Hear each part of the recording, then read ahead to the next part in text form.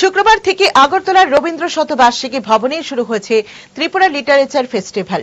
রাজ্যের সামাজিক ও সাংস্কৃতিক সংস্থা উড়ান এই উৎসবের আয়োজন করেছে, যা 21 থেকে 23 ফেব্রুয়ারি পর্যন্ত চলবে।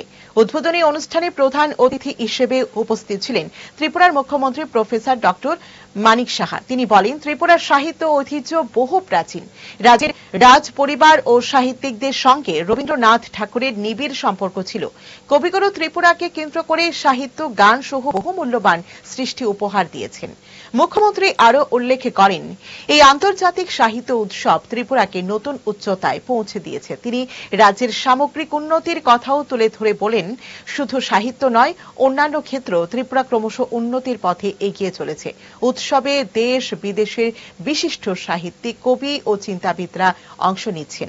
আগামী 3 দিন ধরে সাহিত্য বিষয়ক আলোচনা, কবিতা পাঠ, বই প্রকাশ, সাংস্কৃতিক পরিবেশনা ইত্যাদি আয়োজন করা হবে। ত্রিপুরার সংস্কৃতি প্রেমী মানুষের জন্য এই উৎসব এক বিশেষ আকর্ষণ হয়ে উঠেছে। আপনারা সকলেই জানেন যে ত্রিপুরা রাজ পরিবারের সাথে জোড়াসাঁকোর ঠাকুরবাড়ির এক নিবিড়, যেটা বন্ধন আজও সাহিত্যের ইতিহাসে উল্লেখযোগ্য ঘটনা। এবং ত্রিপুরা রাজ পরিবারের কাহিনী নিয়ে রবি ঠাকুরের যে উপন্যাস, নাটক, বাংলা সাহিত্যে যে অন্যতম সেরা সম্পদ, সেটা কিন্তু আমরা সবাই জানি। এবং শুধু তাই নয়, উনি কয়েকটা গানও এই শহরে উনি লিখে গেছেন। এবং এই শহরে শুধু রবীন্দ্রনাথ নয়, আমাদের কাছে যা ইতিহাস আছে, ঔপন্যাসিক বিভূতিভূষণ বন্দ্যোপাধ্যায় এবং আরও অনেক কৃতি গুণী লেখক, সাহিত্যিক এই ত্রিপুরা এবং আগরতলা এসে গেছেন।